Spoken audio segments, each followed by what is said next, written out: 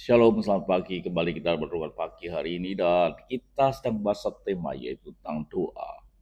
Dan kita kembali tahu bahwa kita ini bisa berdoa menyebut Bapa karena kita ini menerima Yesus dan di dalam diri kita ada Roh Kudus. Mungkin sudah berpikir tentang Roh Kudus apa perlu? Betul, firman Tuhan dikatakan dalam Roma 8 ayat yang 14.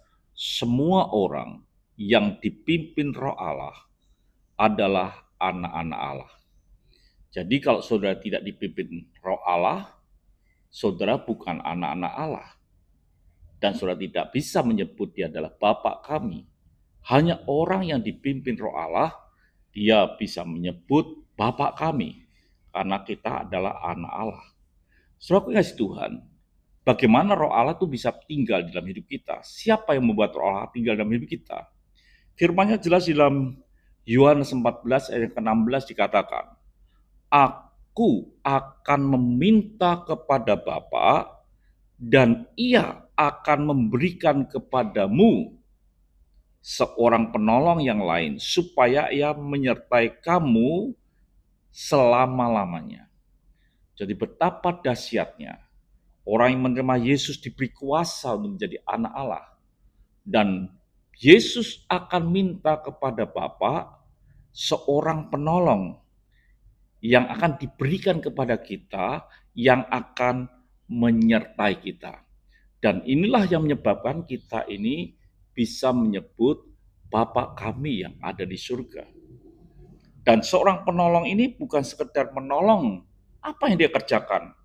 Yohanes 14 ayat ke-26 dikatakan jelas, tetapi roh penghibur yaitu Roh Kudus yang akan diutus oleh Bapa dalam namaku, dialah yang akan mengajarkan segala sesuatu kepadamu dan akan mengingatkan kamu akan semua yang telah kukatakan kepadamu. Ini ternyata cara dipimpin oleh Roh Allah, karena Roh Allah akan mengajarkan kita dan mengingatkan kita untuk apa yang telah diajarkan, dikatakan kepada Yesus.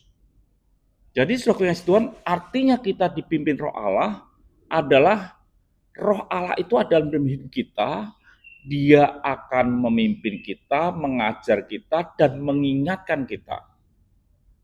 Dan orang semacam inilah orang layak menyebut Bapa kami yang ada di surga. Dahsyat, karena Roh Allah dalam hidup kita sebagai anak Allah, kita bisa menyebut dia Bapa kami yang di surga. Hubungan dunia dan surga itu menjadi satu. Ada koneksi.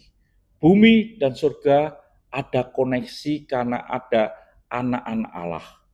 Yang anak-anak Tuhan yang dipimpin oleh Roh Kudus. Bila hidup saudara, hidup yang dipimpin oleh Roh Kudus yang membuat surga dan bumi mempunyai koneksi. Tuhan memberkati. Mari kita berdoa. Terima kasih Bapa. Roh Kudus yang dalam hidup kami membuat dunia dengan surga memiliki koneksi. Haleluya. Amin.